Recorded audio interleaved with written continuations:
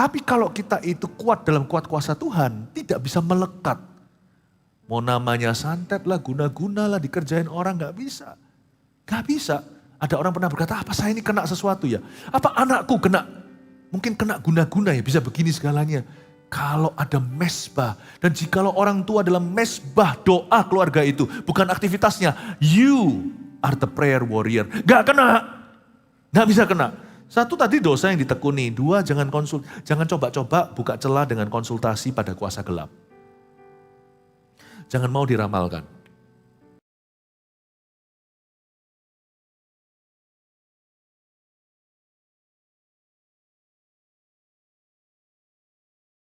Nah ini dia. Nah sekarang memasuki ibadah yang ini saya berikan judul, dan hujan pada waktu panen, demikian kehormatan pun tidak layak bagi orang bebal. Kadang-kadang kalau baca Amsal, itu cukup perlu renungan. Kita membaca itu kita kira ini hanyalah sajak belaka, puisi. Enggak loh. Di dalamnya ada banyak makna dan signifikan. Kalau kita bisa temukan itu, hidup kita pasti berubah. Saya ulang sekarang, seperti salju di musim panas. Masa salju turun di musim panas itu orang Jawa Tengah bilang kepiye. Kalau Indonesia tiba-tiba salju, banyak orang mati loh. Kemarin hanyalah hujan hail atau hujan storm atau hujan apa di Surabaya sini, hujan es. Gak pernah terjadi. Hujan es besar-besar, meskipun jemuran jadi rusak dan sebagainya. Bersyukurlah bukan salju sungguhan. Kalau salju itu temperaturnya langsung ke 0, 1-2 derajat minus itu nanti pasti banyak pemulung yang mati. Salju itu gak turun di musim panas, itu out of place, tidak pada tempatnya. Ngomong apa sih ayat ini? Lalu hujan pada waktu panen, kalau panen hujan, rusak tuayan. Hujan akhir, hujan awal itu sebelum panen. Hujan awal itu untuk menyirami, menggemburkan tanah saat ditabur. Hujan akhir itu untuk menumbuhkan pesat-pesatnya. Tapi bukan waktu saat panen hujan, itu bisa hancur panennya. Bukan hanya out of place, di luar tempatnya. Seperti ikan di luar akuarium kan, dia gak bisa bernafas. Segala sesuatu itu indah kalau pada waktu dan tempatnya. Hal-hal yang indah kalau tidak pada waktunya juga gak indah loh. Hal-hal yang benar, penempatannya salah juga basi. Apa misalnya vaksin dan sebagainya, jenis ini harus disimpan, penyimpanannya harus betul. Harus mungkin di temperatur tertentu. Penempatan itu perlu. Kalau enggak hasilnya bisa disastrous dalam bahasa Inggrisnya, bisa malapetaka atau musibah. Bapak Ibu Saudara, hikmat itu mengajarkan kita untuk menempatkan segala sesuatu pada tempatnya. Dan untuk tahu waktu dalam segala sesuatu. Berkat Tuhan itu enggak kurang-kurang, cuman manusia tidak bisa mengelolanya. Makanya jangan minta ekstra berkat, minta hikmat. Minta hikmat untuk mengelolanya. Saya curiga jangan-jangan doa yang tidak terjawab itu bukan tidak dijawab oleh Tuhan, tapi sudah terjawab. Hanya kita belum punya hikmat untuk bisa mengelola apa yang sudah ada. Kenapa begini, kenapa begitu manusia mengeluh? Padahal kalau kita dibukakan sama Tuhan, kita melihat ternyata di depan mata kita ada 5 roti 2 ikan. Gimana cara memberi makan 5.000 orang? Mana bisa dari makanan siang seorang anak kecil doang. Tapi kalau Tuhan membukakan mencelikan mata, baru make sense. Kalau sudah terjadi, alias sudah kejadian, kita baru berkata, aha. 5 roti 2 ikan itu kalau dibelah-belah-belah. Oh begitu caranya. Kreatif cara Tuhan, tapi butuh mata iman. Makanya itu kita harus tahu waktu dan penempatan sesuatu. Nah, salah satu hal yang paling gak cocok di dunia ini adalah penempatan hormat. Kita menghormati orang yang patutnya kita hindari, kita sungkan sama orang yang harusnya kita tegasi, tapi kita itu tidak menilai atau tidak mereken gitu ya. Gak ngereken gitu, orang lama ngomongnya demikian. Gak ngereken orang yang harusnya kita dengarkan. Nah, ini bisa juga menjadi resep kesalahan. Seperti salju di musim panas dan hujan pada waktu panen, demikian pula kehormatan pun gak layak bagi orang bebal. Padahal kalau Anda lihat hari ini di zaman sosial media, sebagian besar manusia yang dielu-elukan, diagungkan, dan juga diikuti oleh dunia adalah orang-orang bebal.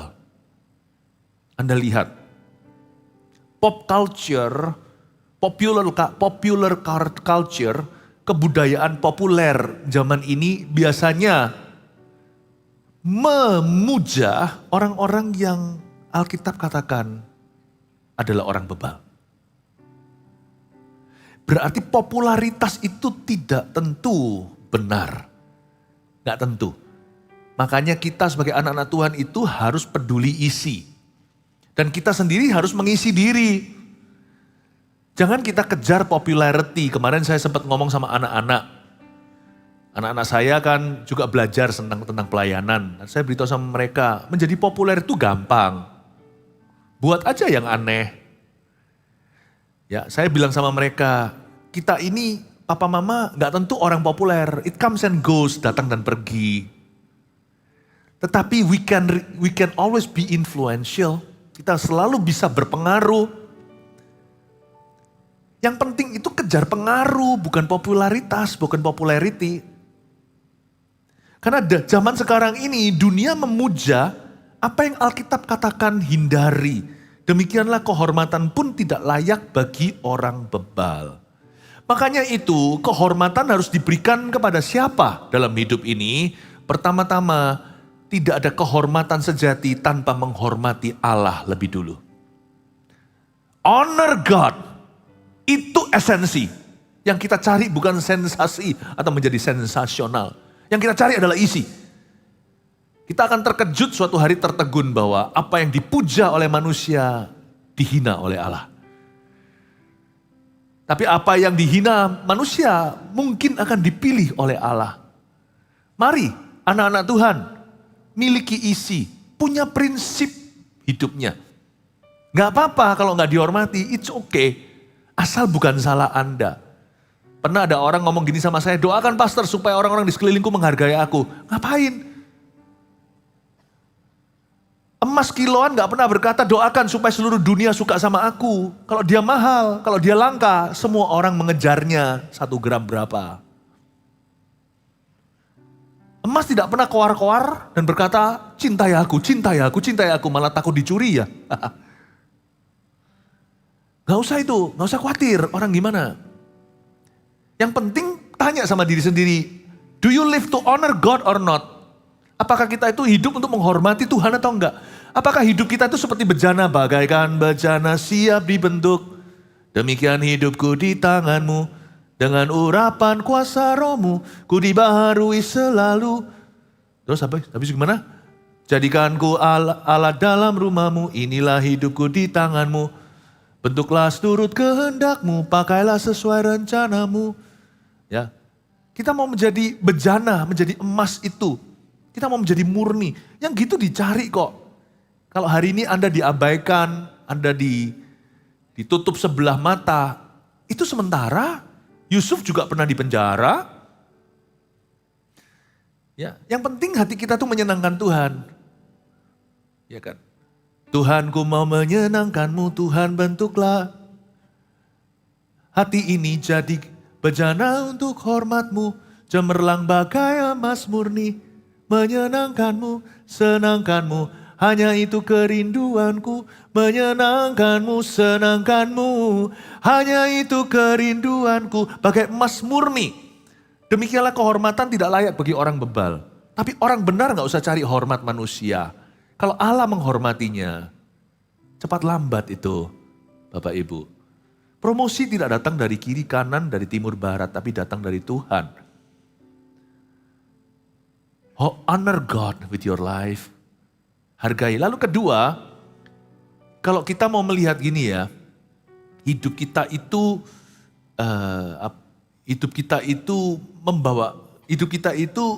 menghormati Tuhan. Pasti nanti setelah kita menghormati Tuhan, kita juga harus belajar untuk menghormati orang-orang yang tepat dalam hidup kita. Mimpi saya ya, ini mimpi saya ya, semoga jadi mimpi Anda di gereja kita ya. Dengan kita mendidik mereka lewat Army of God Youth Group kita, Youth Ministry. Lewat Eagle Kids kita yaitu Children Ministry atau pelayanan anak-anak yang di luar sana seringkali disebut sekolah minggu. Di sini adalah gereja anak-anak kecil. Nah, kerinduan kami adalah supaya anak-anak Anda, kalau di sini ada yang sudah punya anak, baik anak masih kecil atau remaja, nah, maka kerinduan kami adalah mendidik mereka dalam takut akan Tuhan, supaya suatu hari kalau ditanya, siapa role modelmu, siapakah yang menjadi mentormu, siapa yang menjadi idolamu. Kata idola kurang tepat sebenarnya, idola itu dari kata idol atau berhala, tapi ya gak apa-apa. Itu bahasa kontemporernya, siapa yang dia look up. Dia itu lihat ke siapa. Semoga jawaban anak-anak Anda adalah papa mamaku. Bolehlah pastornya gitu ya, tapi semoga papa mama dulu. Makanya itu gereja mengajak kerjasama orang tua atau ortu. Makanya dibentuk bukan cuma anak-anak, yang dibentuk ini sekarang papa mamanya di ibadah umum. Anak-anak kami bentuk juga. Tujuannya untuk dikembalikan loh ke Anda. Tujuannya itu. Supaya mereka itu bisa honor their parents. Jangan sampai ya, firman hormati orang tuamu itu ditekankan dari sisi anak. Maka anak itu akan memikul salib untuk lakukan itu. Kalau mereka terpaksa. Paham maksud saya? Tapi ya gimana Alkitab berkata aku harus hormat sama papa mama. Ya memang sih, anak sudah kena skak mati. Dia terpaksa karena firman Tuhan. Janganlah buat ringan. Buat mereka yang merasa terhormat bisa menghormati Anda. Jadilah orang tua yang menginspirasi mereka menjadi teladan. Firman hormati orang tuamu itu seharusnya bermata dua. Bukan hanya kepada anak, itu loh. Kalau anaknya di gereja, papanya di sebelahnya disenggol, itu loh. Hormati papa mamamu. Harusnya gak usah disenggol. Kalau sampai anak perlu disenggol, you sudah kalah sebagai papa. Anda sudah kalah. Harusnya anaknya yang membanggakan papanya. Membangga-banggakan maksudnya papa mamanya. Harusnya kalau ditanya siapa role model, siapakah idolamu? Papa mama.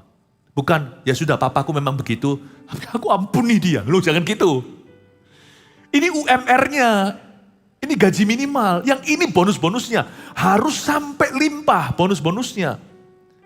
Menangkan respek putra-putrimu lewat teladanmu. Menangkan itu. Dari sisi pelayanan anak di gereja ini dan pelayanan muda-mudi, kami dorong mereka ke tengah, ke arah Anda. Dari sisi Anda, kami dorong hati Bapak kembali ke anak. Hati Bapak Ibu maksudnya. Win their respect. Supaya honor atau kehormatan itu tidak perlu dituntut dari mereka. Mereka berikan tanpa terpaksa. Mereka berikan dengan sukarela. Mereka memberikannya karena mereka terinspirasi oleh Anda. Karena Alkitab tidak pernah ngomong gini loh ya. Kagumi papa mamamu. Alkitab tidak pernah bilang gitu. Karena Alkitab sangat-sangat, Tuhan sangat mengerti, realistis. Bahwa tidak semua orang tua itu menginspirasi apalagi membanggakan. Tidak semua papa mama itu jadi teladan. Dan tidak semua ayah ibu itu bisa mengagumkan. Bukan berarti tanpa salah ya. Tapi orang tua yang real sama anak-anaknya. Jangan biarkan gelas emosi anakmu itu separuh terisi apalagi kosong sama sekali. Inspire them. Saya punya satu standar dalam hidup ini sekalipun saya pendeta. Berhasil atau enggak berhasilnya saya dalam pelayanan tidak tergantung keberhasilan pelayanan saya. Apa gunanya saya berhasil dalam pelayanan, Anda dalam pekerjaan, kalau saya gagal jadi papa atau jadi suami. Atau Anda gagal jadi mama dan jadi istri. Buat apa sih? Karena keberhasilanku dalam pelayanan, keberhasilan Anda dalam pekerjaan tidak bisa menjadi substitusi kegagalanmu di rumah. Bahkan Alkitab pun menjelaskan jelas-jelas ABC-nya, alfabetnya nggak berubah-ubah.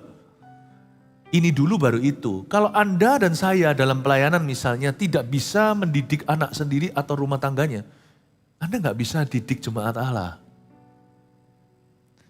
Itulah sebabnya banyak orang sukses di dunia kerja sana.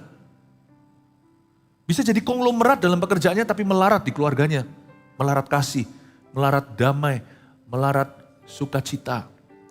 That will be your loss loh. Itu adalah sebuah kekalahan. Tidak pernah Alkitab mengatakan kagumi papa mamamu. Karena Alkitab tahu bahwa tidak semua orang tua mengagumkan. Bahkan tidak ada tertulis kasihilah loh papa mamamu, orang tuamu. Tidak tentu. Kalau seorang ayah yang meninggalkan putrinya dari sejak kecil lalu tiba-tiba nanti sudah dewasa datang dan ngaku-ngaku aku ayam, memang betul secara biologi. Alkitab juga tidak akan pernah menyalahkan dia kalau dia tidak mau panggil papa. Panggil gitu. Tentunya kalau sampai dipanggil papa pulih itu betapa indah ya. Tapi nggak tentu harus. Alkitab tidak berkata cintailah papa mamamu. Hormati, hormati. Salah pun bukan berarti kita hormati kesalahannya, tetap hormati orangnya. Isn't that amazing? Dan tapi itu juga ngeri loh. Berarti adoration atau mereka anak bukan adoration tapi anak punya reference atau rasa takut segan anak pada orang tua itu tidak menjadi rapor objektifmu sebagai orang tua. Karena mereka kena firman. Jadi kalau mau cek beneran apakah kita itu seperti apa dalam hidup anak-anak kita, jangan cek di area hormat. Di area hormat itu karena kena firman dia. Cek di area cinta. Kedekatan. Tidak semua kan orang tua di sini semua pasti yang punya orang tua pasti mau tidak mau kita hormat. Semua pasti akan hormati. Tapi saya ragu, tidak semua akan dekat sama orang tuanya. Tidak semua. Kedekatan dicek di situ, dicinta dicek. Kagum, wah itu sudah lebih langka. Itu lebih langka. Oh, bersyukurlah Bapak Ibu Saudara kalau Anda punya orang tua, kalau kita yang mengagumkan. Itu jarang. Tapi menurut saya sejak kita pupuk demikian di gereja, menurut saya di gereja Mawar Sharon ada banyak sekali orang tua yang mengagumkan bagi anak-anaknya. Kasih tepuk tangan Tuhan. Ini yang disebut jangan sampai kehormatan itu diberikan kepada orang bebal. Ngapain sih kaula muda memberikan kehormatan kepada Lady Gaga? Kenapa sih memberi kehormatan kepada siapa dan sebagainya? Kalau sampai anak kita mengagumi orang yang berhasil di dunia kerja, kaya raya, tapi womanizer, seorang playboy beneran. Itu sudah kegagalan bagi orang tuanya. Kalau dia sampai look up pada figur gitu, berarti dia hanya lihat materinya. Goal kami sebagai gereja adalah menjadikanmu role modelnya. Kami hamba-hamba Tuhan kan cuma gipsumnya aja, gipsnya. Udah selesai dilepas, andalah lengannya papa mama. Makanya I'm very very much indebted. Saya sangat-sangat seolah-olah berutang budi padahal ya bukan untuk anakku saja. Kepada semua kakak-kakak Eagle Kids. Kepada semua kakak-kakak pastor-pastornya AOG Army of God. Saya sangat-sangat bersyukur ada mereka. Ini adalah pahlawan yang tidak dinyanyikan. Mereka bekerja ujungnya adalah untuk mengembalikan hati anak ke bapaknya. Hati bapak untuk kembali ke anaknya. Oh haleluya. Baru setelah orang-orang ini anak-anak muda bisa memberikan hormat yang sepantasnya kepada yang berhak menerima. Yaitu orang tua. Barulah menurut saya mereka bisa menjadi honorable person. Baru mereka bisa menjadi orang yang dapat dihormati. Honorable people. Pertama honoring God dan honoring parents. Pertama menghormati Tuhan lalu menghormati yang sepatutnya. Orang tua, ya gembala masukkan juga di dalam sana sebagai tambahan lah kami-kami ini. Sebagai devisa cadangan kalau ada apa-apa sama bapak. Tapi setelah itu baru kita melihat generasi anak panah diluncurkan. Baru kita akan menyaksikan sebuah gelombang orang-orang yang terhormat. Respectable persons. Orang-orang yang bisa dihormati. Ini yang disebut, demikianlah kehormatan pun tidak layak bagi orang bebal. Saya sedih di dunia sekarang ini, termasuk yang dielukan di media. Banyak sekali yang merupakan salju di musim panas dan hujan pada waktu panen. People with bad influence but interesting lives. Orang-orang yang punya Pengaruh yang buruk tapi kehidupannya menarik sekali. Keeping up with. Siapa? Ya kan? Keeping up with apa? Reality show ini itu. Padahal kalau kita lihat hidupnya gak keruan. Gonta-ganti pacar, pasangan, cerai-ceraian. Kekerasan, omong kotor. Tapi hidupnya memang interesting. Aneh tuh. Anak-anak di dalam keluarga yang kenyang kasih tidak tertarik dengan mereka-mereka tuh. Tapi orang-orang yang kelaparan kasih karunia mencari yang gituan. Aneh ya? Bapak Ibu Saudara, mari kita pelajari bahwa kehormatan tidak boleh diberikan kepada orang bebal. Rebut kembali kehormatanmu. Rebut kembali di rumah tanggamu. Tapi Pastor Philip mungkin saya sudah lama hubungan gak enak. Ya, hubungan gak enak kan gak langsung. Masa dari bayi langsung gak enak sama putra-putrinya. Kan ada waktu. Berarti dengan Tuhan kan bisa dipersingkat. Berarti tahun-tahun ke depan bisa pemulihan. Ya memang gak semalam sih. 1, 2, 3, 4 tahun pun tunggulah. Worth it kok kalau sana masih diberikan hidup panjang sama Tuhan. Masih lama tuh interaksinya dengan putra-putri. Ayo dikejar. Belajar seperti Yakub itu loh. 7 tahun terasa seperti 7 hari karena menunggu yang dicintai. Amin. Kehormatan itu harus direbut kembali. Kalau saya sih punya satu tugas lagi. Kami ini merebut kembali hormat kepada gereja Tuhan, rumah Tuhan. Gereja itu sudah sempat namanya basi. Karena masalah itu masalah, ya kalau tanya haters lah di luar sana ya. Sampai kapanpun mereka gak puas. Tapi sebenarnya kemuliaan Tuhan di gerejanya akan dipulihkan. Dan saya berdoa semoga Mawar Sharon akan bisa memainkan peran dalam hal itu. Will be a church that is different. Dan menjadi gereja yang berbeda. Kehormatan terus dikembalikan. Kalau nggak gitu nggak ada pemulihan. The problem is kenapa anak Anda misalnya susah berubah. Karena mereka look up ke orang yang salah. Di ibadah sebelumnya tadi Anda dengarkan sendiri. Saya jelaskan. Kalau kita mau menyelesaikan masalah putra-putri misalnya. Anak remaja atau dewasa muda, susah diatur dan sebagainya. Jangan atur mereka. Mereka itu sebenarnya gampang diatur. Tapi yang ngatur mereka bukan Anda soalnya, Anda kecolongan. Yang ngatur mereka itu adalah idola-idola mereka di internet itu. Yang ngatur mereka itu penasihat-penasihat bayangan Anda tidak tahu. Yang disebut keren sama mereka itu mereka dididik siapa? Memang matematika, fisika dididik sekolah. Tetapi value hidup nilainya itu tak terdidik. Itu cul-culan, lepasan. Mereka itu diajari siapa? Siapa penasihatnya? Kalau Anda memang betul-betul mau mengubah seseorang, Anda juga harus rombak penasihat dan sahabatnya. Pergaulan yang salah merusak kebiasaan yang baik. Ya kan? Ternyata kalau kita itu mau lihat perubahan, kehormatan harus dipulihkan ke tempat yang tepat, tidak bisa orang bebal. Oke, ayat 2. Sekarang saya mulai masuk ke santet dan guna-guna. Hah, apa itu? Ya mungkin gak semua orang relevan soal ini, cuman minimal lah. Dikutukilah, curse, orang mengutukilah atau diramal yang enggak. Oh, asal Anda gak cari, gak usah takut yang gituan. Ayat 2, seperti burung pipit mengirap. Dan burung layang-layang terbang. Demikianlah kutuk tanpa alasan tidak akan kena. Saya ulang lagi, kutuk tanpa alasan, kutuk yang tidak berfondasi, berlandasan, gak kena. Ada lagunya loh itu, gak kena itu. Na na na na na na na na na na. Gak kena, itu ya gak kena. Kita gak usah mengece tapi intinya adalah gak kena. Kenapa sih ada orang itu yang takut sekali, superstitious sekali gitu loh. Ulang tahun jangan dirayakan lebih awal. Nanti kenapa? Umur pendek katanya. Saya tanya, orang-orang yang umur pendek kena sakit misalnya matinya cukup dini itu, mereka dirayakan selalu on time loh. Anda enggak takut ya? Anda on time dirayakan nanti matinya seperti mereka, ayo. Saya enggak pernah ada superstisi takut, lantai 13 lah. Atau angka tertentu lah. 4 lah, sis, matilah. dan sebagainya. Saya tidak pernah.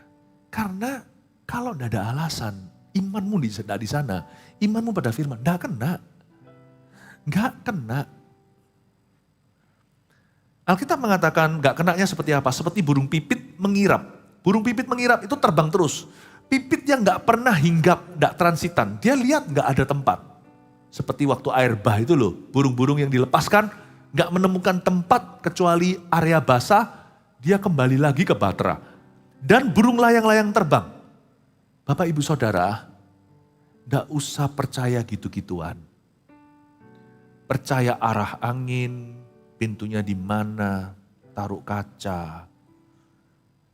Saya lebih takut dengan dia yang jalan di atas angin dan air.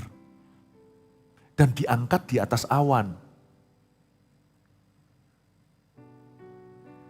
Dia yang berjalan di atas Feng, dia berjalan di atas Sui. Yesus Kristus namanya. Hidupku bukan berdasarkan angin,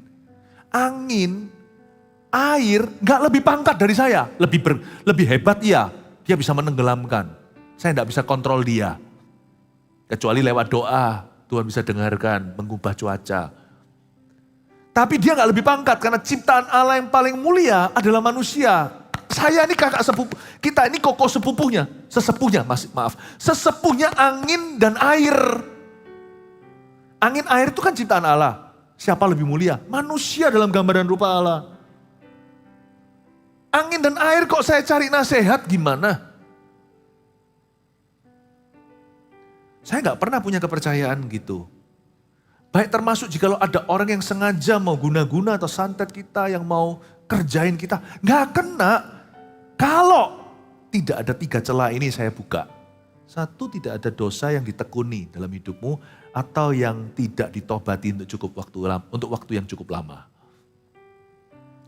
Kalau kita menyimpan dosa yang kita tekuni ya, dosa yang profesional kita tekuni terus tidak mau kita tobati, apes-apesan, berarti Anda tidak punya antibody secara rohani.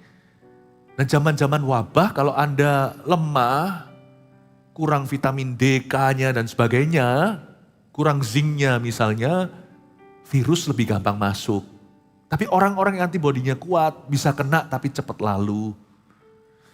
Ya konsep itulah pada dasarnya sama secara rohani. Kalau kita itu lagi lemah karena dosa melemahkan, keluar sana.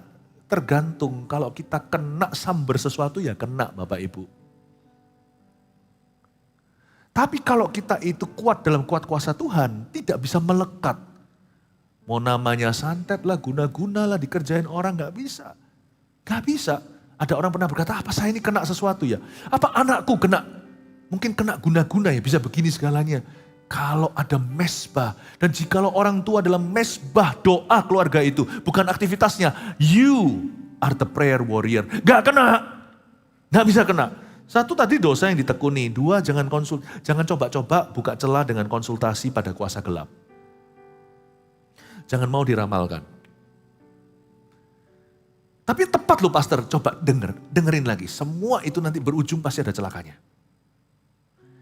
Kenapa terjadi? Karena Anda beri faith. Faith itu powerful, setan tahu. Faith can move the mountain. Oh dengan tepatnya iman bukan hanya bisa memindahkan gunung, iman juga bisa menimpluk gunung ke kepalamu sendiri. Karena itu jangan jangan kasihkan kepercayaanmu kepada yang lain kecuali pada Tuhan dan firman. Jangan konsultasi pada kuasa gelap. Orang pintar tidak pergi ke orang pintar, paham maksud saya. Orang yang pintar beneran. Karena ketika kita pergi ke situ, kita dibodohi. Pasti kan akan mengganggu. Misalnya kalau Anda ketemu seseorang berkata, 2 tahun lagi ada kematian di keluargamu. Wah, kita gak percaya pun terganggu ya kan. Pikiran kita langsung gundah gulana, gelisah, antisipasi. Jangan-jangan dari antisipasi malah pelan-pelan kita jadikan itu profesi. Nubuatan yang kita genapi sendiri, lalu sungguhan mati. Matinya kenapa? Karena kepikiran. Jatuh sakit dia. Setan itu tidak menentukan hidupmu. Setan hanya bisa mengutuki Anda. Dia tidak bisa menentukan, dia mengutuki. Tapi Pastor Philip kan kadang-kadang kita ini curious ya, rasa ingin tahu. Iya sih, dari nenek moyang kita, Adam dari dulu memang penasaran, makanya dia ambil dari pohon pengetahuan.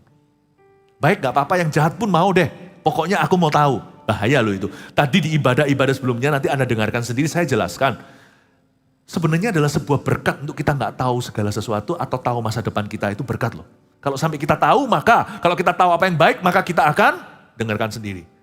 Kalau kita tahu sesuatu yang buruk, kita akan, Anda dengarkan sendiri, tadi saya sudah kasih sedikit juga di sini. Anda akan kepikiran.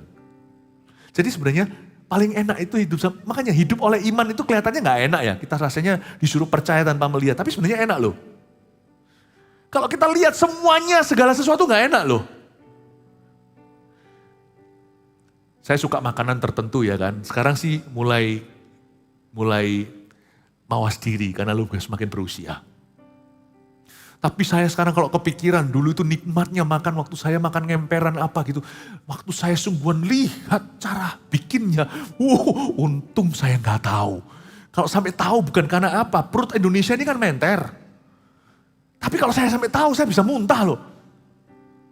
Saya bisa sakit perut loh, bukan karena perut, tapi karena pikiran. Thank God I didn't know everything. Puji Tuhan saya tidak tahu apa-apa. Makanya sekarang hidup jadi anak kecil sama jadi orang dewasa, mana lebih enak? Orang dewasa tahu terlalu banyak. Stresnya segini, realitanya segitu. Jadi sebenarnya lebih banyak stresnya. Anak kecil loh, gak tahu. Pada waktu pesawat lagi goyang, gitu semua, papa mamanya ketakutan, anaknya yeay, wih, dikiranya Disneyland. Anak kecil itu stresnya segini, realitanya segitu. Toh cepat lambat dia akan ready. Kalau kita, realitanya cuma segini, yang kita takuti, stresnya segunung. Kita mati bukan karena reality, kita mati bukan karena masalah, kita mati karena pikirannya. Saya kira lebih baik sih kita gak tahu segala sesuatu. Why don't you just trust His promises? Percaya pada janji Tuhan. Asal tidak ada dosa yang Anda tekuni ya. Asal jangan konsultasi pada kuasa kegelapan. Tidak usah cari tahu lah minta diramal. Apalagi yang ngeramal. Janganlah ya. Kalau Anda mau meramal orang, gini dulu boleh ramal saya. Saya tanya dulu, Anda matinya gimana di mana? Beritahu saya, kecuali kalau mau bunuh diri jangan. Itu berarti sudah perencanaan. Ini kan nubuatan. Beritahu dulu, kalau Anda tahu untuk hidupmu, dan ramal aku. Atau lebih tepatnya saya baliklah. Kalau mati kan terlalu jahat, tabu ya. Dulu waktu sebelum lahir, Anda packing nggak? Tahu nggak lahirnya di rumah sakit mana, dapat orang tua mana, bangsa mana? Nggak tahu kan? Diri sendiri nggak bisa cipta, mau coba ciptakan nasib orang lain. Don't even think about it. Jangan meramal. Supaya jangan Anda membuka celah setan masuk di dalam keluargamu. Karena apa yang Anda ramalkan itu akan kembali ke Anda. Lain dengan nubuatan. Nubuatan itu fondasinya firman. Karena ada pengajaran. Tanpa pengajaran jangan menubuatkan. Bahaya. Karena orang akan taruh percaya pada Anda bukan pada sumbernya. Jangan ada dosa yang ditekuni, jangan konsultasi, jangan pergi ke situ. Kalau pernah terjadi yang kayak gini gimana ya minta didoakan. Kalau nggak ada gangguan ya sudah. Tapi kalau ada gangguan ekstra berarti perlu ekstra penanganan, perlu pemutusan, perlu pengudusan di rumahnya. Nah di sini ada FLC, Departemen kita Family Life Counseling. Di sini juga ada CG-nya, ada orang-orang yang bisa membantumu. Anda tidak usah perang sendiri ya. Jangan takut, kuasa gelap itu tidak bisa apa-apa kalau Anda tidak buka celah atau buka pintu. Yang ketiga tadi adalah superstisi. Sekali lagi, hati-hati dengan superstisi ya. Percaya ini, percaya itu, percaya ini, percaya itu. Ternyata heran loh, aneh loh. Di dunia ini banyak anak-anak Tuhan, orang Kristen yang mendua hati. Dia percaya Yesus plus-plus. Siapa yang percaya Yesus plus-plus? Berarti dia percaya Yesus minus-minus. Kalau Yesus di plus-plusi berarti dia minus. Iya kan? Kalau ada seorang suami ngomong sama istrinya, aku masih butuh perempuan lain. Berarti dengan kata lain, dia berkata, sayangku. Gitu masih sebut sayangku lagi. Sayangku, kamu minus. Makanya perlu ditambal.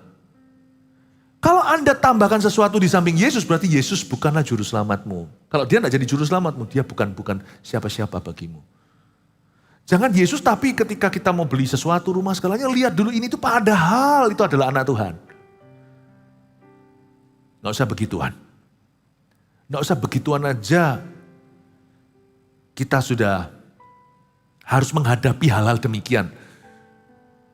Misalnya ada orang yang gimana bangun apa segalanya selamatan. Kita kan gak bisa apa-apa. Buru-buru bekerja kan mungkin mereka ada kepercayaan mereka sendiri. Itu pun kita hadapi gini. Masa dari kita mau nambahi? Kalau garam kehilangan keasinan, dengan apa dia diasinkan? Kalau orang Kristennya superstisi, gimana lagi firman? Bapak ibu saudara harus tegas berdiri. I have no other belief. Saya gak punya kepercayaan keyakinan lain. Saya ngomong dulu nih sekarang. Saya gak punya. Kecuali kejadian dan wahyu. Kejadian sampai wahyu.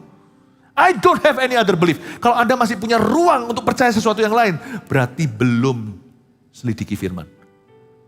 Kalau kita selidiki firman, kita nggak punya tempat.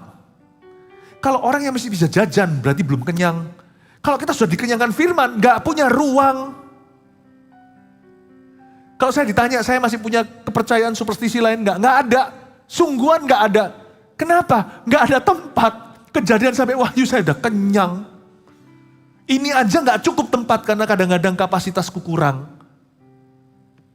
Orang Kristen yang masih bisa punya plus berarti dia tidak punya firman. Orang yang punya firman penuh hatinya. Penuh. Amin. Ulang tahun yang terlalu awal tadi itu. Jadi kalau ada yang sudah divonis 6 bulan gitu ya. Divonis tinggal hidupnya 3 tahun. Coba rayakan. Coba rayakan ulang tahunnya tepat waktu 3 tahun itu dia tambah usia enggak? Enggak kan? Saya enggak ngomong gini berarti mari kita rayakan ulang tahun kita 3 bulan di depan. Tapi jangan ketakutan yang gitu-gitu, yang silih-silih yang gitu itu. Yang profesional jadi anak Tuhan. Kita ini memerintah malaikat loh.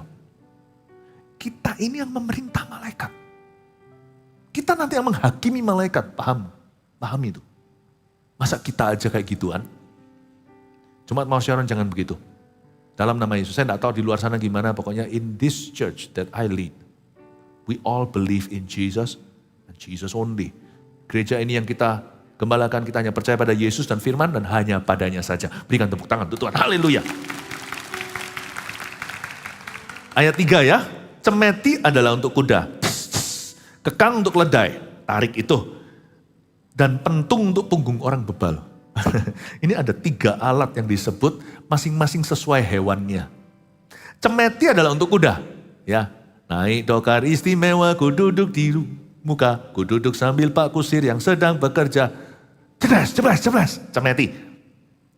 Lalu kekang untuk keledai, supaya dia nggak ke kiri kanan, supaya jalannya lurus. Tapi ada satu lagi animal di sini, bukan animal, bukan hewan, ternyata manusia. Pentung untuk orang bebal. Tuhan gak jahat. Coba kalau sama kuda gak pakai ceplesan, mau pakai apa? Pakai WhatsApp? Gak bisa. Gak ngerti dia. Mau pakai apa? Kalau kita latih anjing, sekalipun breednya itu adalah anjing yang sangat pintar, tetap harus pakai snack. Lumba-lumba pandai gitu dikasih sesuatu. Karena hewan itu instinktif. Dia tidak punya akal budi manusia. Dia tidak bisa menyembah Allah. Tidak ada ceai atau mencintai dari hati itu, dari hati sendiri nggak ada itu. Dia harus dirangsang pada ketaatan. Jadi sebenarnya cemeti pakai kuda itu tidak untuk membunuhnya. Cemeti untuk kuda itu adalah bahasa yang dipahaminya.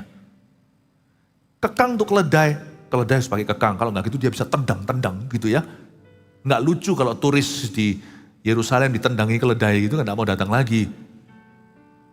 Kenapa kok pentung untuk orang bebal? Kenapa orang bebal kok nggak bisa diajak bicara? Kenapa orang bebal kok nggak bisa diajak negosiasi atau diberi pengertian? Nggak bisa ternyata. Tuhan itu tahu alat apa untuk hewan apa. Dan sayangnya kenapa harus pentung untuk seorang manusia? Izinkan saya mengajarkan sebuah cara sederhana Allah berbicara. Di level 1 tak perlu ditegur lagi, harusnya kita mengerti. Ya, Tuhan bicara itu yang terutama nomor 1, pandailah orang yang di level pertama langsung nangkap maksud Allah. 1, Tuhan itu bicara lewat Allah Roh Kudus dan firman Tuhan. Baik itu lewat khotbah, saat teduh pribadi, renungan, pokoknya firman. Roh Kudus bicara ke dalam hati kita. Wow, kalau kita mengerti, gak perlu pentung saudaraku. Selain itu, Tuhan juga bicara kalau lewat Bisa juga karena kita nggak mau mendengarkan di level 1, Tuhan bicara di level 2. Atau bisa jadi untuk sebagai komplimen, untuk bisa tambahan bicara juga di level kedua ini. Tuhan pasti bicara lewat orang-orang yang benar di sekitar kita. Kalau Roh Kudus dan firman itu Tuhan bicaranya pribadi di dalam kita. Kalau itu pun nggak didengarkan, biasanya Tuhan akan bicara lewat orang-orang sekeliling kita. Nabi-nabi yang diutus Tuhan nggak tentu seseorang yang Anda harapkan. Tapi orang yang benar di hidupmu, karena itu Tuhan suruh kita untuk mendekat sama orang benar, jangan orang fasik. Berbahagialah orang yang hidup menurut jalan orang benar, yang merenungkan firman Tuhan siang dan malam. Orang yang tidak hidup menurut nasihat orang fasik, yang tidak berjalan di jalan orang berdosa, yang tidak duduk dengan pencemooh. Tuhan pasti bicara melalui orang-orang benar di sekeliling kita. Karena itu jadilah anak-anak Tuhan yang mudah untuk diajar, mudah dibentuk, mudah dikandani. Mudah untuk diberitahu sesuatu, mudah untuk terima masukan. Karena Tuhan itu bicara lewat orang-orang benar. Nah, orang-orang benar ini belum pentung. Kenapa? Tuhan itu gak suka loh bicara lewat pentung itu, karena Tuhan bukan satpam. Bapak itu memang punya rotan, tapi siapa sih bapaknya yang pajang rotannya di Vigora? Bukannya justru yang di Vigora sama bapaknya adalah foto mesra dengan keluarganya. Tuhan itu mesra, orangnya itu gitu, senengnya itu relationship, senengnya itu terhubung dengan anaknya lewat kasih, lewat bicara baik-baik. Tapi kalau nggak mempan ya terpaksa ya kan, level 3 sekarang itu lewat pengalaman hidup. Ini pun belum pentung, Tuhan bisa bicara lewat pengalaman hidup. Tapi yang keempat ini sudah pentung ya, ini semua 3 nggak mempan. Tuhan bicara lewat hukuman. Yang disebut cemeti, kekang, pentung itu semuanya punya satu kesamaan. P-A-I-N, pain. God will speak through pain. Tuhan bicara lewat rasa sakit. Saya gak berkata bahwa semua yang terasa sakit itu berarti hukuman. Tidak. Penyakit juga gak tentu, lihat Ayub. Tapi saya hanya ingin menekankan bahwa God can also use pain to teach you. Tuhan juga bisa memakai rasa sakit untuk mengajari orang, khususnya orang yang bebal hatinya. Bukan berarti orang yang benar despair from pain. Orang yang benar itu diluputkan selalu dari rasa sakit. Gak tentu juga. Gak tentu. Kadang-kadang kita menanggung sakitnya orang lain. Kadang-kadang kita menanggung masalah orang lain. Yesus Kristus contohnya di kayu salib. Mari kita buat komitmen tahun ini.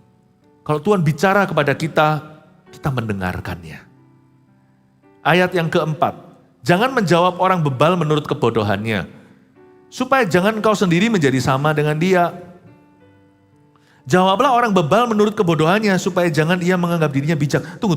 Ayat 4 sama 5 ini kok langsung pelin-pelan ya. Anda baca lagi coba. Pertama kan ayat 4, jangan menjawab orang bebal menurut kebodohannya. Tiba-tiba lompat, ayat 5, jawablah orang bebal menurut kebodohannya. Gimana sih?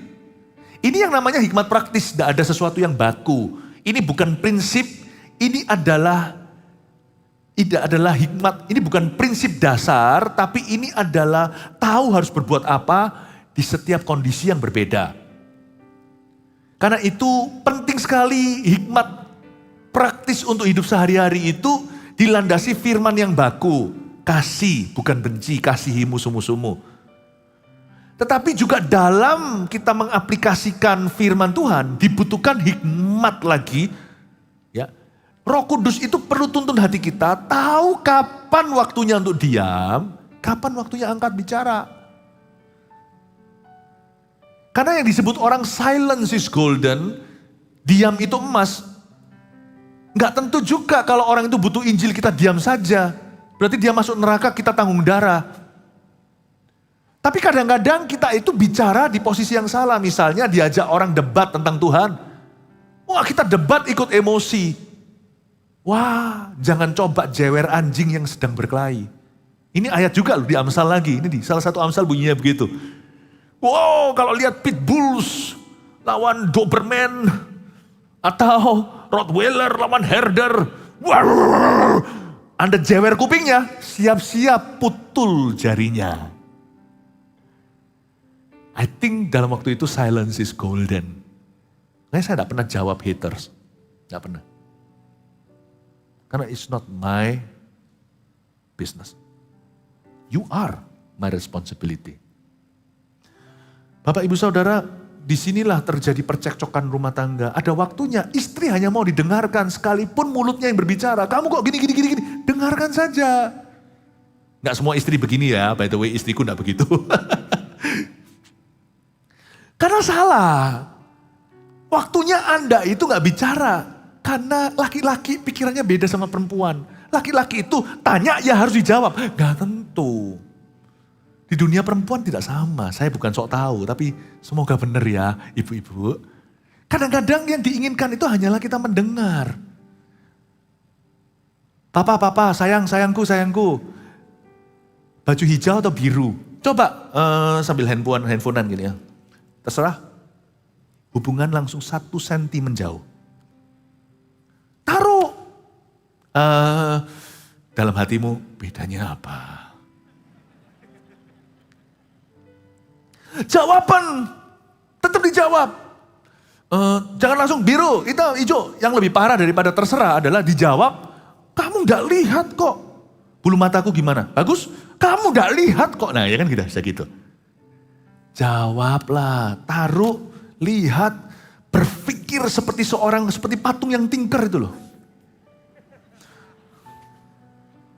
Jangan langsung. 5 detik dulu. 1, 2, 3, 4, 5, 6, 7. Ijo. Cocok sama kamu kelihatan kurus. Loh, jangan komentar berlebihan. Emangnya aku gendut ya? Besok diet setengah mati. Salah, cowok itu memang banyak bicara kalau kita tuh gak hati-hati. Bilang ijo, bagus ini. Lihat ya, 9 dari 10 kali dia pilih biru.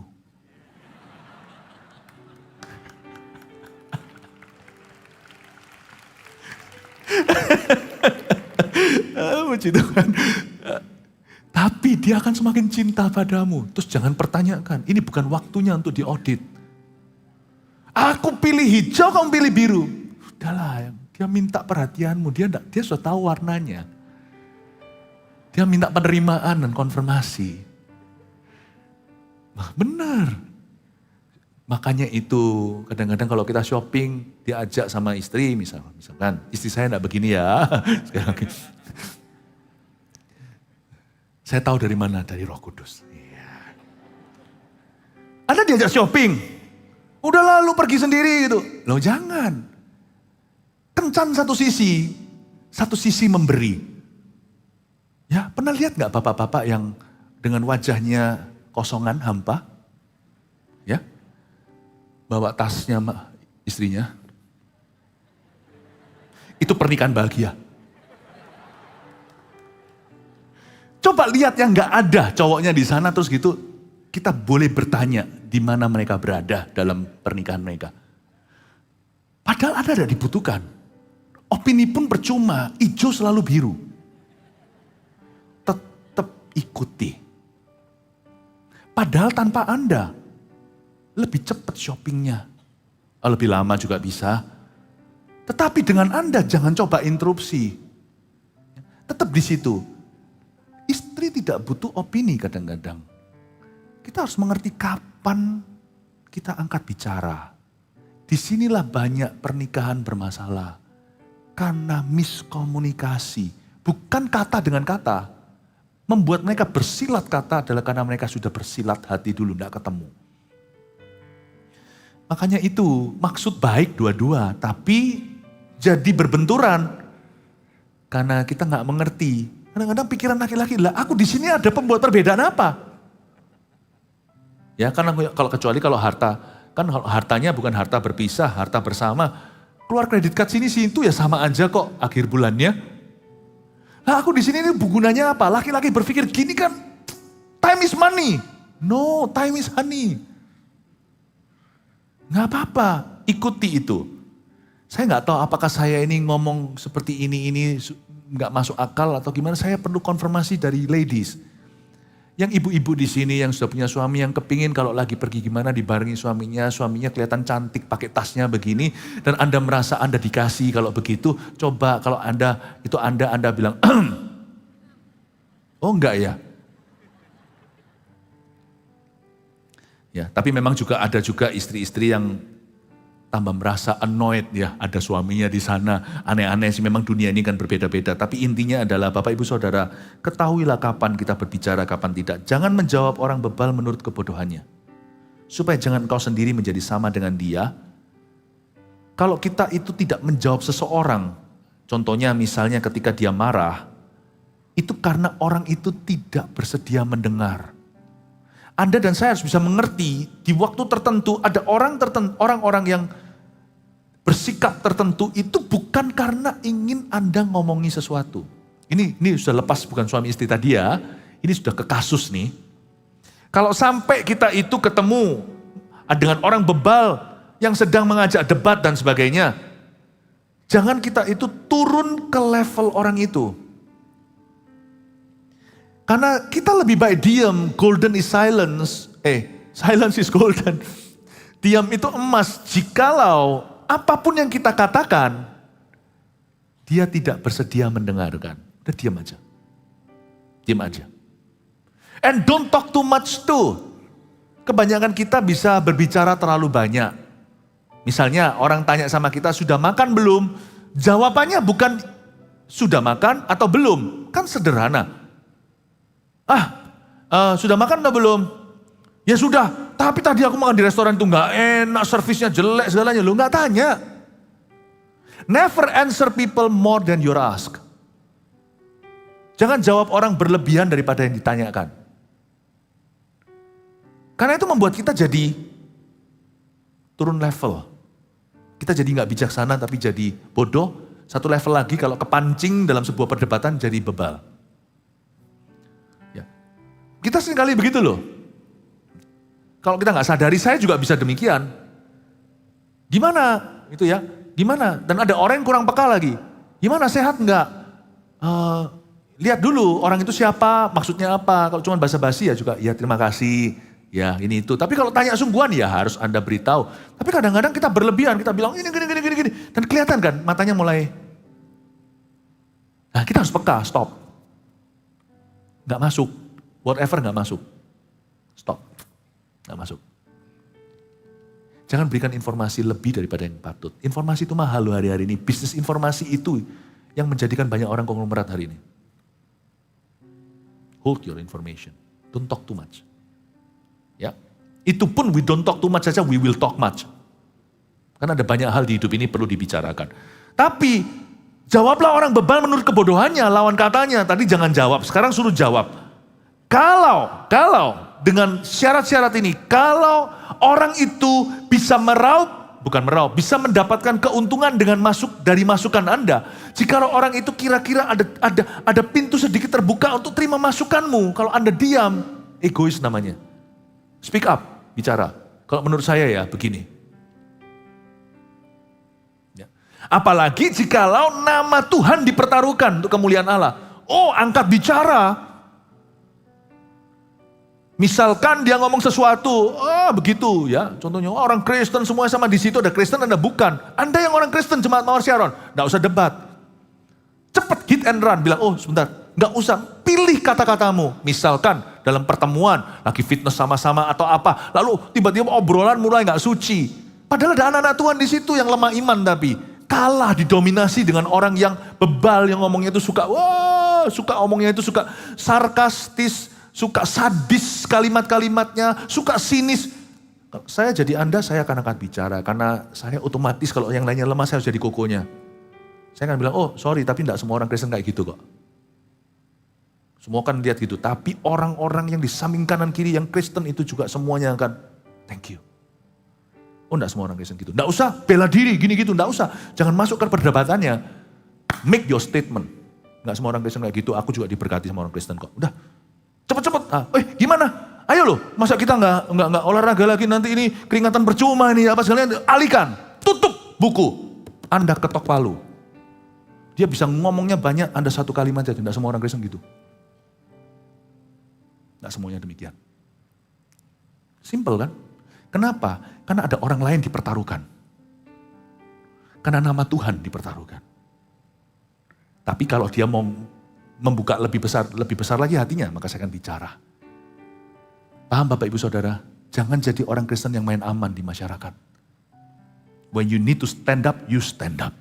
Bukankah kita semua adalah saksi, witness, saksi Kristus terakhir. Oh haleluya. Sampai mana nih? Ayat 5 ya.